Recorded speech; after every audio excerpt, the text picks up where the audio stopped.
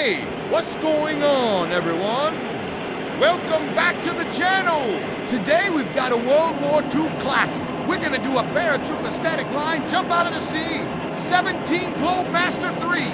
We'll go all the way from the airplane, show you how these guys get geared up, and then fly along with them on their helmet cams as they jump out, and free fall 1250 feet down to the ground. So let's do it. Let's go ahead and get this show on the road.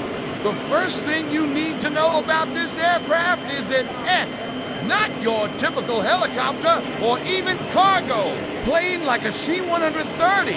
It is actually designed for speed and maneuverability and can carry pretty much anything anywhere in the world in under 6. These aircraft are used to move troops and equipment from ships to land bases wherever they need to go.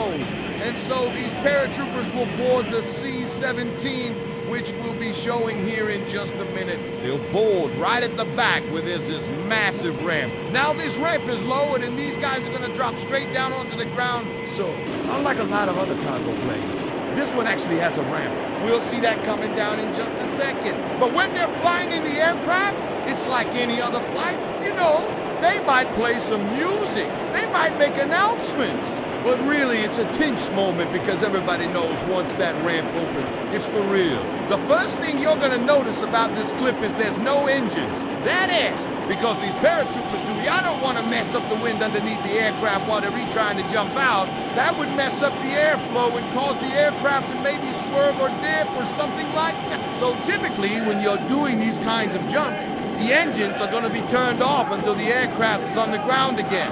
Now, as far as this static line goes, this is what makes this jump different than, say, a free fall jump or a different kind of jump. A static line is a type of parachute deployment system that uses a long cord attached to the aircraft that is released as the paratrooper exits the aircraft. The cord is then immediately pulled taut by the air flowing over it. So as soon as that paratrooper jumps out and gets a little bit of air underneath him, that line behind them is going to be sucked in and deployed, pulling out the chute and giving them a nice smooth descent down to the ground.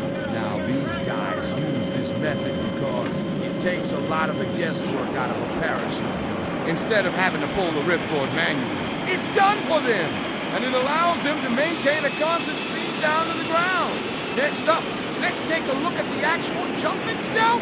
Remember, this is not like a normal military operation. This is just a training exercise.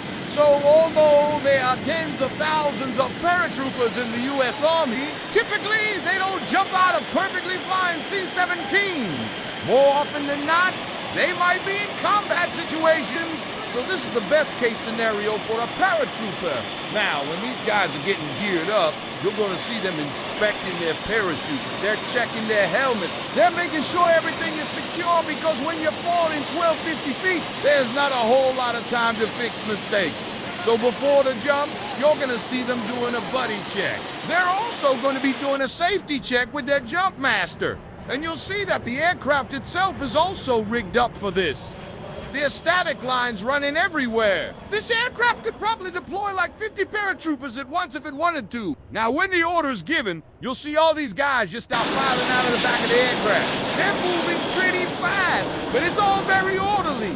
They're moving left and right. You'll see some guys get thrown off balance, but they're still maintained, and you'll see them all bunch up at the back of the aircraft as they wait for their turn to jump out. Now, there's only a certain number of guys that can jump out at one time. Otherwise, they'd block each other's descent or collide with each other. So they're gonna take turns, but you will see them bunch up here and then just kind of take turns flying out of the back of the aircraft. Now, when they get to the edge, you're gonna see them kind of take that big step off and just fall. The cool part is their chutes immediately deploy, and these guys are now floating down to the earth. You'll see that they're moving pretty fast, but they have a lot of control over where they re-going because they're re-scanning the area below them. Now remember, they don't want to run into each other. They don't want to collide with trees. They don't want to hit each other's chute. So they're looking around and they're maneuvering as they float down to the earth. Another thing that I think is pretty cool is the audio.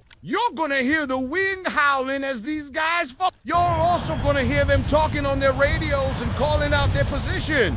There's a lot of action going on.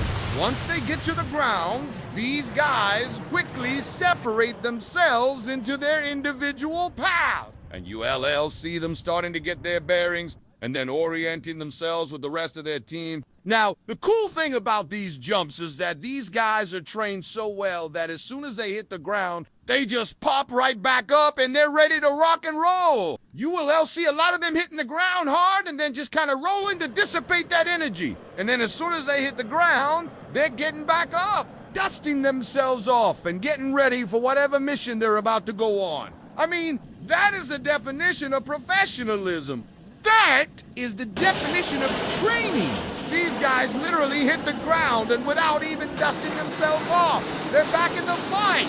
Now, this particular jump doesn't show it, but sometimes what these guys will do is once they hit the ground, they'll regroup and reform into a single line. And this just shows you how tight-knit these teams are. Again, it's not just one guy jumping out of an aircraft, it's a team effort. And these guys have to work together in order to complete their mission. So, Airborne, all the way, guys.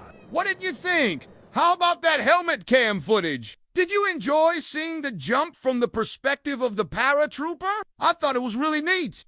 If you did too, hit that like button. It really helps us out. Also, if you haven't already done so, subscribe so you don't miss out on any future videos.